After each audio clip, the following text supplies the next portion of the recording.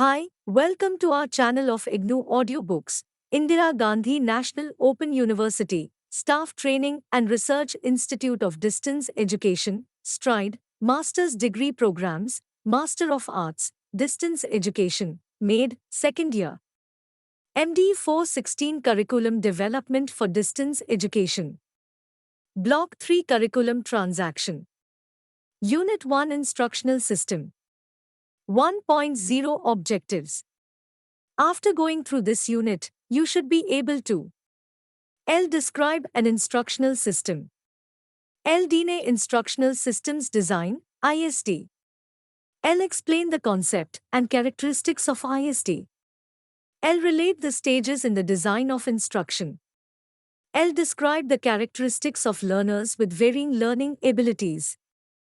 L. Describe the role of learning materials and some techniques in instructional systems, and L. Design your own instructional system when required. 1.1 Introduction. In Block 1 we have looked at the basics of curriculum, and in Block 2 we have studied various approaches to curriculum planning, designing and evaluation. In essence, in the RST2 blocks we have examined the concept of curriculum and its foundations and understood the various aspects of curriculum planning and development. In this unit the emphasis has been shifted to the transaction of the curriculum, and we will here look into some theoretical aspects of instructional systems. For this purpose, instructional systems design and experiential learning have been considered in detail. Further, we have discussed in this unit the characteristics of learners in terms of teaching-learning transactions. 1.2 A systems approach to instruction. Let us try to understand the word instruction before examining any other issue. 1.2.1 Instruction. In a natural environment, an individual interacts with the components of the environment in an informal and unorganized manner, leading to unanticipated or unspecified learning. However, attaining pre-specified and desired learning would depend upon the provision of a controlled environment for the individual to interact with. Instruction involves the provision of a controlled environment with which the individual can interact, leading to the attainment of certain prescribed learning outcomes or instructional objectives. Hence, instruction may be considered as the process of providing a controlled environment consisting of various components with which individuals interact and gain experience, leading to their attaining certain prescribed learning outcomes. Instruction has been deemed as the directing, teaching and/or imparting of knowledge.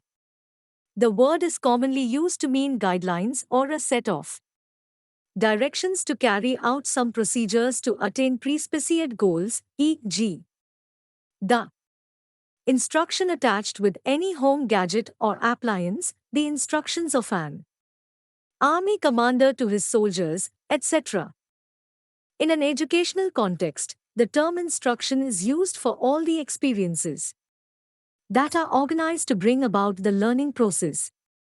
You may ask why we do not use the term teaching. Well, there is nothing wrong in doing so, provided we understand teaching in the broadest sense of the term. It should not be taken only to mean the experiences provided by the teacher directly.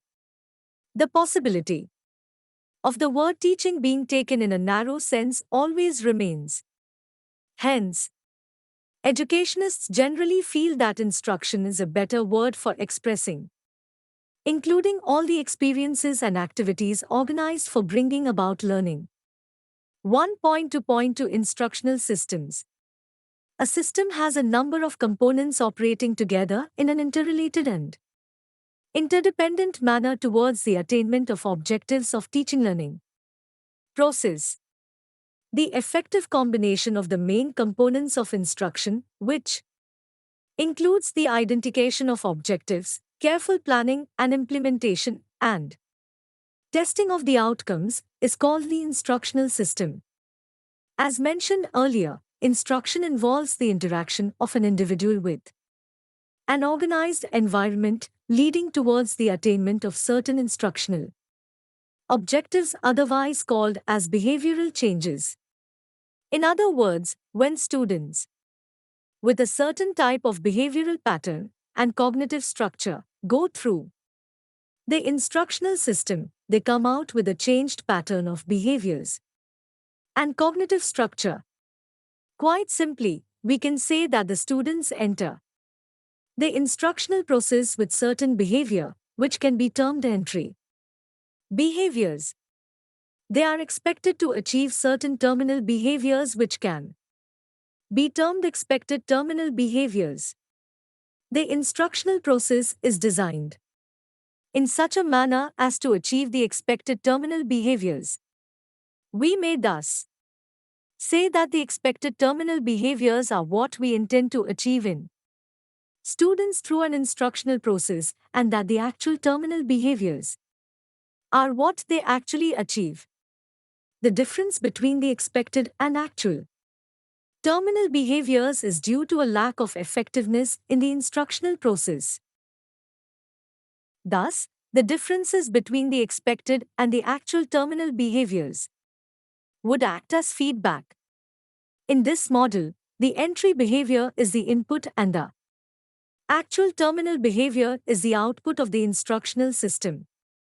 1.3 Instructional Systems Design, ISD. Instructional systems design is a four-phase process which consists of stating specific learning objectives, planning effective ways to realize them, implementing them, and testing them for purposes of feedback and improvement. Here the term design refers to purposeful planning which aims to present a structure of learning activities and to provide a scheme in which means to achieve predefined objectives are specified. Based on this explanation, we may say that instructional design refers to a systematic and purposeful approach to planning and organizing means for the realization of predetermined learning objectives. In essence, instructional systems design is an approach that helps to improve the quality of instruction through the systematic planning of teaching learning activities, which include print material, computers, media use, etc.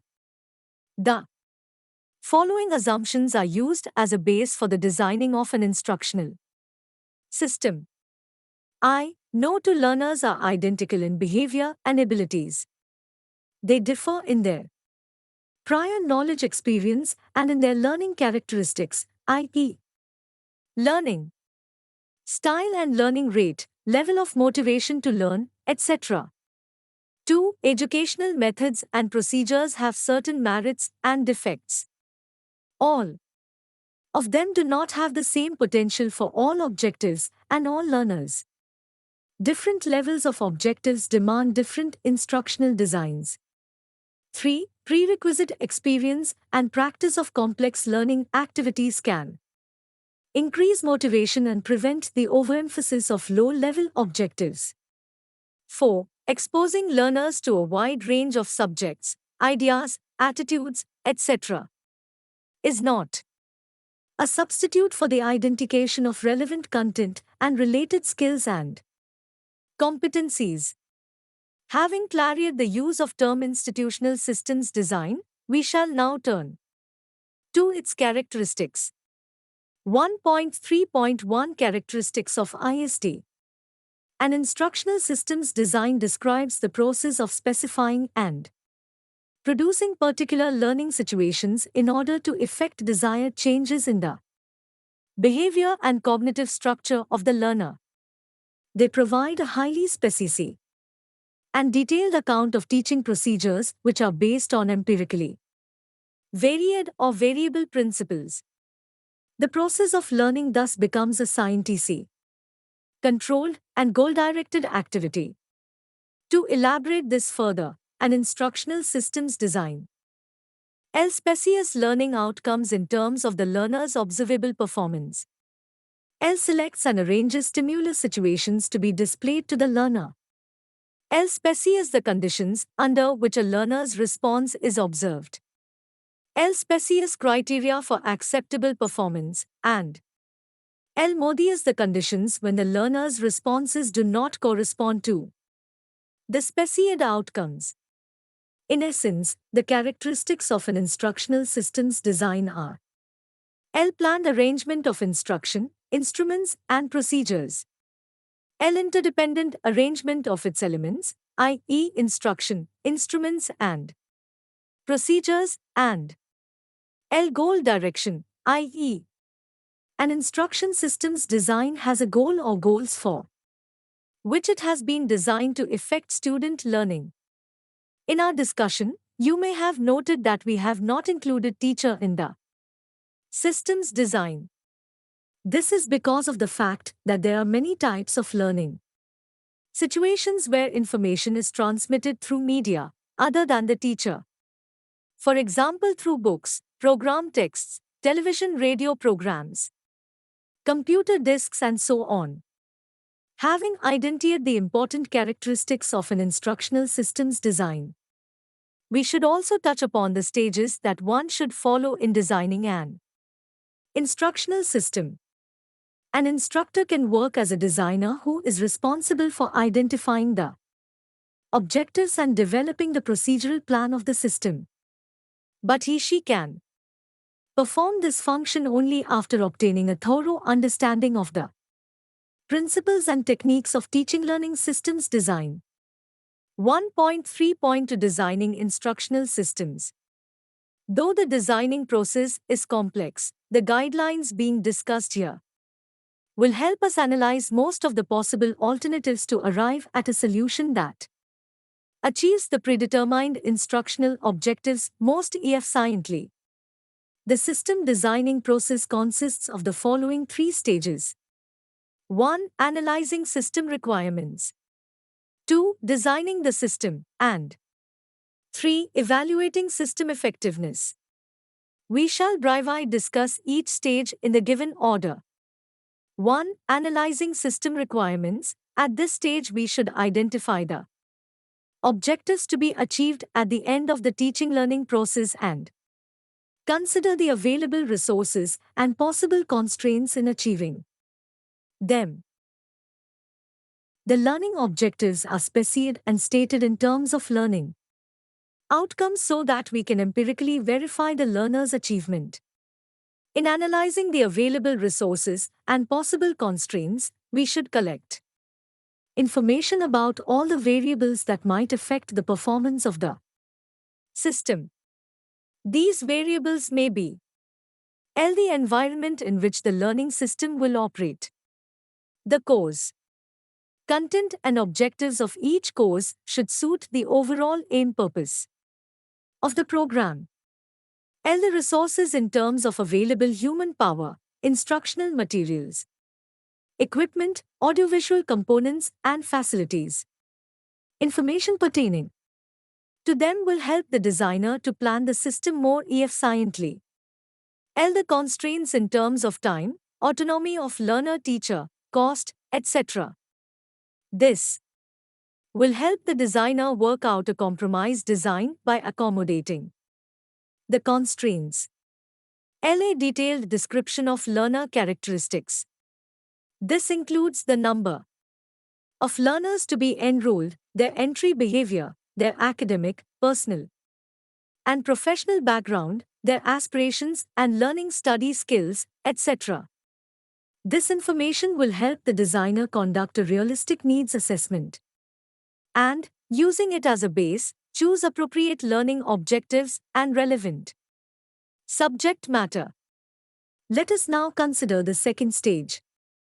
2. Designing the system. After specifying the objectives and analyzing the resources and constraints, the designer generates possible alternative solutions and selects the best one. Simultaneously, the designer reviews each element at every phase of development and checks whether the objectives are being achieved or not. Based on the ongoing analysis, the errors or omissions are corrected. Thus, the system's design includes procedures for progressive self-correction. Having looked at the first two stages, let us now take up the final one. 3. Evaluating system effectiveness. After providing the initial design plan, the designer should examine his/her work to find out whether or not the material and procedures chosen will assist the learners in realizing the objectives. This will help ensure that each learner has enough information and guidance to benefit and learn from the design developed. What are the significant points that we can draw out of our discussion in relation to the design and use of the instructional systems design? They are: 1. System objectives and resources should be specified before decisions are made about design. 2. The process of systems design should provide scope for developmental corrections. 3. The process of systems design should be instructive. 4. An instructional system should operate most efficiently when all the components assist one another in achieving the learning objectives. 5. An instructional system is designed to operate compatibly with other systems. 6. No system component or procedure can be modified without having an effect on other components or procedures. The instructional inputs adopted must take into account the influence of various learning characteristics which highlight inherent individual differences. We shall take up this issue in the next section. But, before that, here is a self-check question for you. 1.4 Learner characteristics. Some characteristics of the learners play an important role in implementing the outcomes of instruction in both face-to-face and distance modes of education. Some of the most relevant characteristics are: 1. Individual differences. 2. Readiness. 3. Motivation, and 4. Study conditions. These are all factors which influence learning of an individual in both face-to-face situation and those of learning at a distance. 1. Individual differences. The effectiveness of instruction is influenced by several kinds of individual difference among learners. Important differences are: A. Cognitive strategies, B. Rate of learning, C. Learner entry-level capabilities, D. Cultural background of learners, their age, sex, and so on. Entry capabilities. Behaviors are the basis on which instruction strategies are planned and implemented. These behaviors are assessed while framing a curriculum. According to Skinner, 1953, individual differences in learner behaviors are the result of the organism's genetic endowment and reinforcement. Thus, Skinner believed that defective genetic endowment and/or defective reinforcement contingencies in an individual's experience result in a failure to acquire a variety of learned behaviors. Learners differ in their ability to comprehend, memorize, retain, and apply behaviors, poses different receptivity to information and knowledge, and they also display different learning outcomes. Some learners will engage themselves in learning activities enthusiastically, while many will be more or less passive, and so on. It is possible, however, that some of the problems that arise due to individual differences can be overcome. We can produce materials, both print and non-print, which are self-instructional in nature and provide individual tutorial, academic counseling, or group discussions, etc. at the study centers. Obviously, this entails setting up study centers across the country to establish some face-to-face interaction or other personal contact programs to overcome the difficulty. 2. Readiness. According to behaviorists, readiness for learning comprises the behavioral repertoire that the learner brings to the learning situation. Readiness for learning is an important factor in designing instruction. The concept of readiness interpreted as age or level of maturation is not acceptable to Skinnerian. According to them, the age or development level of an individual is of little help in determining the presence or absence of readiness. Belgradler, 1986, both Skinner, 1953, and Gagne, 1977, conceptualized readiness as prerequisite skills. In cognitive terms, readiness could be interpreted as elder learner's capacity to comprehend and assimilate new information, knowledge, and elder learner's ability to construct logical cognitive structures. Piaget, 1973.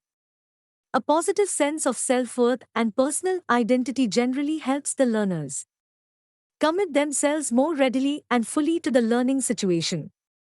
3. Motivation. Educators consider motivation to be one of the major conditions for effective learning, since it gives direction and intensity to behavior. This viewpoint is especially applicable in cases of adult and lifelong learning. Adults look for learning experiences to satisfy specific life needs like getting a new job, promotion, social status, and so on. Theories of learning also focus on environmental factors that may lead to learner motivation, such as arousing the learner's attention, providing appropriate rewards, producing self-instructional, learner-oriented, meaningful, and interesting learning materials. Some theorists consider the learner's failure or success as the primary source of motivation. According to Piaget, 1973, the main source of motivation is the need for equilibrium. Needs may be physiological, affective, or intellectual. For some, need can be explained as a state of mental disequilibrium. Individuals may have some ambitions which they seek to achieve, and that motivates them to do their best. Motivation can be intrinsic, i.e., satisfying the urge to seek knowledge for self-esteem, pleasure, etc. For example, the scholar who employs all his/her energies in reading literature, or a researcher who spends most of the time available in the laboratory, and so on. It is possible that many of the motivated learners who gain the highest score at a particular stage may not have a previous record of academic success either in school or in post-school education. What appears to make the difference is the high level of commitment, motivation, identification of suitable tasks, awareness of the benefits of acquiring competency, etc. The value of the learner's motivation to learn is very evident among those who study through a distance mode. A study conducted in West Germany, Kahn and Cropley, 1986, found that the differences between face-to-face and distance teaching were largely in terms of their impact on the learner's psyche. One such difference lay in the fact that distance learners have clearer and more differentiated thinking about the reasons for undertaking the course in question. That is, they select an academic course consciously and hence poses a high level of both intrinsic as well as extrinsic motivation, which results in higher success rates. 4. Study conditions. As seen from the nature of distance education, the distance learners generally end less time for their studies since they are only part-time students. They are more frequently confronted with their job, household, and social obligations. Besides, their isolation from both the institution and from their peers seems to have impact on distance learners, who mostly depend on their own resources and motivation, and work in a setup that suits their tastes. Such study conditions ask for high-quality instructional materials based on the principles of programmed instruction. Information on learner characteristics will influence the starting point of the materials which are being developed, the level of language adopted by them, and the style of the examples and case studies provided in them. Let us pause here and recall what we have studied so far in this unit. In section 1.3, we have defined the term instructional systems design and described its components. Having done so, we have looked into the varying learner characteristics and concluded that to effectively meet the needs of distance learners, we need instructional materials of a good quality. Now we shall discuss what we mean by instructional materials. In distance education, print and non-print media like audio-video cassettes constitute instructional materials. However, the extent to which each of these is used for purposes of effective teaching learning depends on the course contents, the institution, and so on. By implication, dependence on the use of each medium varies from one institution to the other and one course to the other. However, we shall here take up the audio-video and human element components. 1.5 Instructional media. As a result of the phenomenal advances in technology, an increasing number of learners encounter various forms of it in their day-to-day life. The process of familiarization with information technology is reinforced by an educational system in which the mass media are becoming an important component of curriculum planning and implementation. Technological changes have their own impact on education, and the use of media has brought some radical innovations in many ways, particularly in teaching learning systems. We consider these changes as a means to transform and enhance the activities of educational institutions, in particular those focused on by higher education. Printed texts, broadcast television and radio, audio and video cassettes, computer programs, CD-ROMs, internet, etc. are some of the instructional media used in education today. However, throughout the practice of distance education in India and elsewhere in the world, printed texts have remained paramount in importance. Nevertheless, the use of media in teaching and learning at a distance is the most significant pedagogical development. Media provide greater opportunities for in-depth thinking, self-pacing, and revision. Its form and use has to be identified in the early stages of curriculum planning and development. In selecting the medium of learning, we need to at least consider the two following factors. 1. Learning objectives. For instance, if the objective is effective, visual media may be most suitable. But if the objective is cognitive, the printed word will probably be more effective. For the teaching of skills, face-to-face contact or viewing a television program will be ideal. 2. The form of knowledge to be imparted. Each discipline has its unique concepts, logical structure, method of inquiry, etc.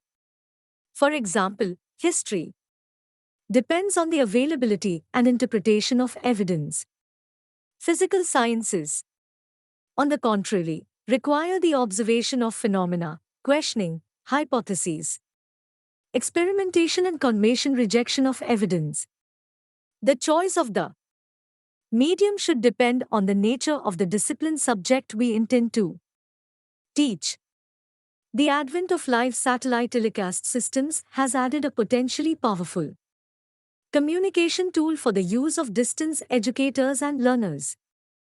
Such systems, when integrated with a well-designed distance education service, can enhance learning by fostering increased verbal and visual encoding, permitting immediate interaction with the teacher and providing a chance for affiliation with other learners. In Figure 1.2, we have given you a diagrammatic representation of how media interact with the learner, subject matter, and the teacher. We have dealt with the use of media in the teaching learning process in detail in Course MDE 418. As a detailed discussion of the use of media is redundant here, Let us take up the human element in distance education. Face-to-face contact. Higher education traditionally uses the library for research and reference purposes. In distance teaching, dependence on library services is reduced to some extent by making self-instructional materials and supplementary readings available to the learners. Face-to-face contact, however, has become a very important component in satisfying the learners. In the distance mode of teaching and learning, study centers at various localities take care of academic and learner-based difficulties. It is also desirable to motivate the learners to successfully establish personal rapport with the distance education institution represented by academic counselors and other learners. Moreover, at a higher level of education, distance study should be truly communicative in character rather than being a process of only providing study materials and comments on the learner's work. These functions can be served effectively through face-to-face contact sessions and synchronous media interactions. Furthermore, for certain kinds of learning, surgery, for example, where the learner has to acquire some type of psychomotor skills, non-contiguous communication alone is not enough. Even in the case of teacher training, the trainees are expected to put the theory, which they have learnt at a distance, into practice in the classroom. We have just talked about the instructional systems design, which is mostly dictated by predetermined instructional objectives and the need for variety in instructional media to suit a wide range of learner characteristics. We presume that you are already familiar with the different aspects of classroom teaching. These are further reinforced in Unit 2 of this block. Hence, we will not be talking about it here. What are important to us at this stage are the processes and outcomes of evaluation. 1.6 Evaluation, Processes and Outcomes. Having talked about instructional systems design and various teaching learning techniques in the previous sections, we shall discuss in this section the evaluation processes in terms of teaching learning system. Before we discuss the topic under consideration, we should clarify what we mean by the term evaluation. Evaluation is not merely assigning grades to learners.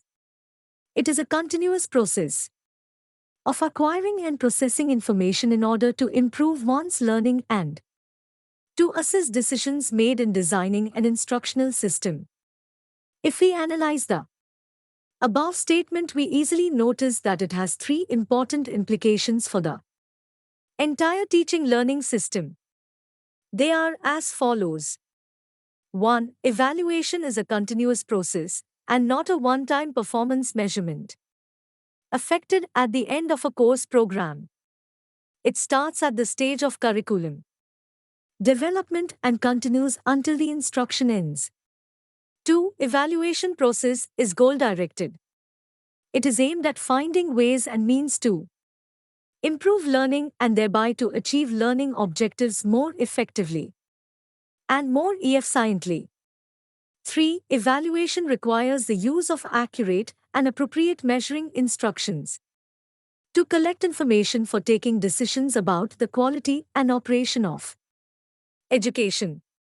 It is clear that in designing an effective learning system, one of the earliest steps we need to take is to prepare a comprehensive evaluation plan, which should be developed soon after the learning objectives have been formulated. This practice will help us to determine whether the objectives are attainable or need revisions before we start designing the instructional system. Collect data information in a form that suits our purposes adequately and at a time when it is available, otherwise the opportunity to collect specific information may be lost, and have sufficient time to test the effectiveness of a design. A word of caution. In our discussion on evaluation, we have not laid any special emphasis on evaluational distance education. However, it should not be difficult for us to draw the relevant inferences and apply them in the context of distance education. In the present discussion, we shall take up a few relevant items for discussion. Here, to provide coherence. In subsections below, we shall look into the following two types of evaluation, which are used in the context of distance education: continuous evaluation and terminal evaluation. We shall discuss them in the given order at some length. 1.6.1 Continuous evaluation. As the expression indicates, here we are concerned with evaluation as a continuous process which is indispensable during the teaching-learning activities. We use the following two devices to provide feedback to the learner through continuous evaluation. 1. In-text questions. These include self-check questions, exercises, and activities for the learner. The questions are built into the learning materials. The learners work on these questions on their own and are not required to submit the answers to these questions to the teacher institution. For purposes of immediate feedback, model answers to these questions are usually presented at the end of the study unit. One of the main purposes of presenting these questions in the learning materials, therefore, is to provide feedback to the learners as to how much content they have grasped or how many objectives they have achieved, etc. In-text questions are, usually, objective type or very short answer type questions. The questions provide the learners with an opportunity to apply the knowledge gained after working through the content, to judge their comprehension, and to provide for practice or drill for the retention of information. Besides, these questions help the learners to remain on the right track, sustain their interest, and promote motivation. 2. Assignment questions. This is one of the important means for continuous assessment of the learner's performance. An assignment is a set of questions which the learners work on and submit to the institution or to the academic counselor for his/her comments and award of grade. An assignment thus functions as a tool to a. Initiate pedagogical interaction between the learner and the teacher. b. Reinforce learning. c. Provide feedback to both the distance institution teacher and the distance learner. d. Assess the learner's progress on a continuous basis. And e. Break the wall of isolation between the learner and the teacher. Depending on the nature of the feedback to be given to the learner, two types of assignments are used in distance education. They are 1. Tutor-marked assignments, TMAs. As the term indicates, the assignment responses are to be evaluated by tutors, academic counselors. In TMAs, the question is to indicate out how well the content has been understood. TMAs generally consist of essay type, projects, and practical questions.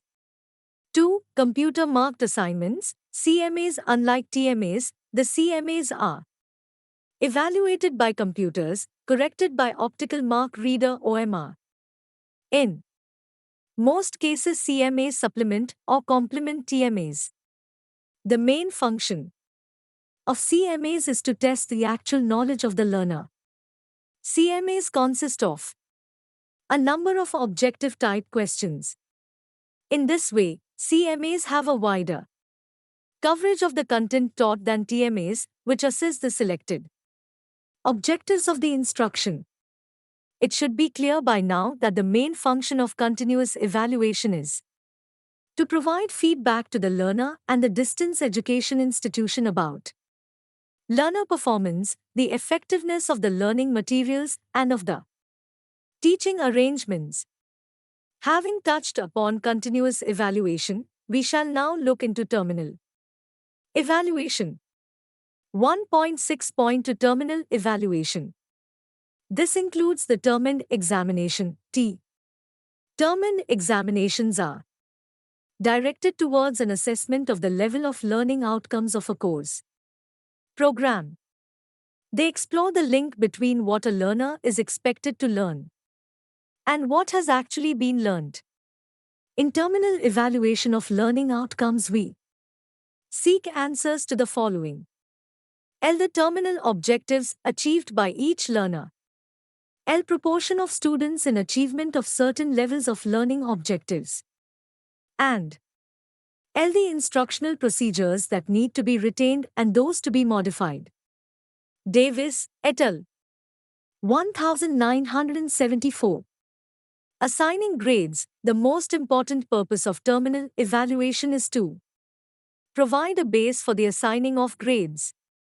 Grading is both an academic and administrative procedure for classifying learners and reporting their level of performance after they have completed a course program, as also for certification. It has become a type of academic currency for interchange between educational institutions and the community and is an end-product measure. Each learner is categorized in terms of his/her level amount of learning in relation to other learners. Grades are represented either by letters or numbers. There are several ways of translating test scores into grades. For example, number grades. In this scheme, the test scores are expressed in terms of standard number grades, i.e. 7, 6, 5, 4, 3, 2, and 1, or 5, 4, 3, 2, and 1 depending on the point scale we choose to use. Letter grades. In this scheme, the test scores are expressed in terms of standard letter grades, i.e. A+, B+, B, C, D, and E, or A, B, C, D, and E depending on the point scale we choose to follow. Each grade, number or letter has a notional value. Consider Table 1.1. Grades are represented by either numbers or letters. They represent their national value. For example, A5 excellent, B4 very good, C3 good, D2 satisfactory, E1 poor. Each institution takes its own policy decision to have a specific grading system. For example, it could be a 5-point scale, as given in Table 1.1, or a 7-point scale, and so on. The learner who fulfills all the requirements of the course and completes the program successfully is awarded the degree. A word of caution. Let us conclude this unit with a word of caution. You would have noticed that in Section 1.6, we have not talked about the evaluation of a program or course. This is so because we have already written about it in Unit 4, Block 2. Besides, we have not talked at length about item preparation, evaluation in general, etc. As we have devoted a full block to evaluation, i.e. Block 2 MDE 411 in the Postgraduate Diploma Program in Distance Education. In this section, we have touched upon what is relevant for our immediate purposes in relation to the teaching-learning transaction. 1.7 Summary. In this unit we have LDNED instructional systems design as a process of formulating specific learning objectives, planning effective means to realize the objectives, SpeciEd, and evaluating them for feedback. L listed basic assumptions that form the base for designing an instructional system and pointed to the characteristics of IST. L discussed instructional media while emphasizing that media use in distance education is one of the most significant pedagogical developments today, and L highlighted two important student evaluation processes usually used in distance education, i.e. continuous evaluation and terminal evaluation, and refer to Unit 3, Block 2 for details about program evaluation. Thank you. Subscribe to our channel for more updates, and we will see you